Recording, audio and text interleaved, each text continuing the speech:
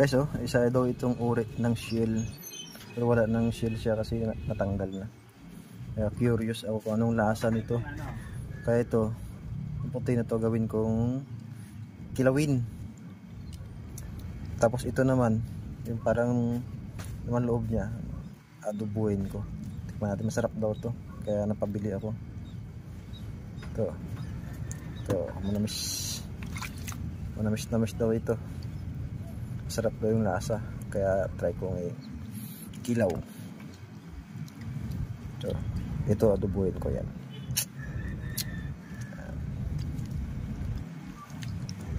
Ito, na-separate ko na siya. Ito yung pang-adobo ko. Try natin yung anong lasa niyan. Tikman natin to. Ito. Try natin to. Ito yung sili na mula-mula. Natin, oh. Natin. Anong lasa nito?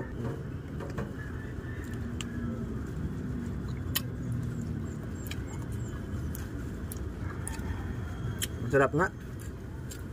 Manamis-namis. Parang pusit. Sarap. Walang lansa. Sarap. Adobuhay natin tong shell na to. Ori ng taklobot pero maliliit siya. Bahay-bahay lang tayo.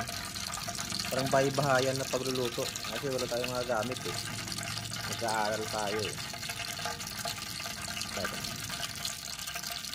Saka iniyaw ni boss. Ayan o. Dito lang yan.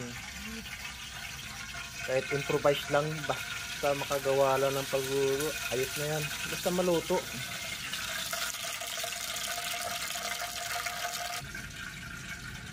Ayan o.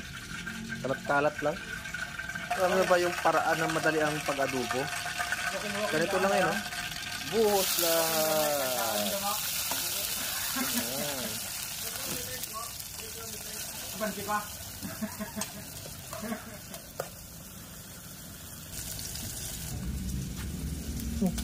Yung inihaw natin na isdang bato. Oh, sarap niyan. Laki eh. Higit 1 kilo yan.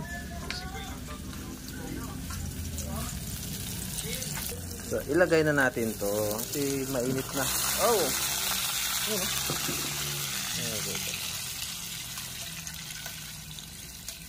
Bango. Bango.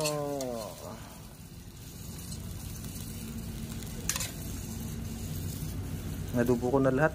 Kasi halos kinain ko na yung sentro ng laman niya. Kunti na lang natira. Sarap eh. Tapos, siyempre, pag adobo, may tuyo. Pero, wag na tayo maglagay ng asin. Tuyo lang. Para masarap, hindi maalat. Ganyan. Ito na siya. Nagsabaw na siya. Hindi ko naman nilagyan ng tubig. Simahan natin. Sarap talaga. Lasang shell. Wasay-wasay pala to. Ano yung wasay na shell? Usay pala yan. Ito yung hapkok natin na lubate. Lagyan natin ng konting suka.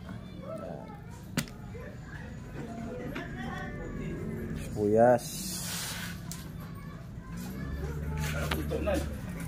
Oh, luto na to. Pin na to. Itong kamatis.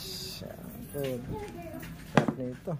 Tigaan natin siyempre ng kalamansi. Sarap nito. Sarap nito. Seasoning lang. Tapos instead na asin, tuyo na nalagay natin. Mas masarap. Ayun tayo. Bahay-bahayan natin. Buhay ng estudyante. Walang magandang lutuan. Isda. Tapos ito yung shell kanina. Wasay. Tapos salad natin na lugbati. Half cook lang. Kain tayo. Kain tayo. Sarap oh. Kain. Ito yung isda. Sarap.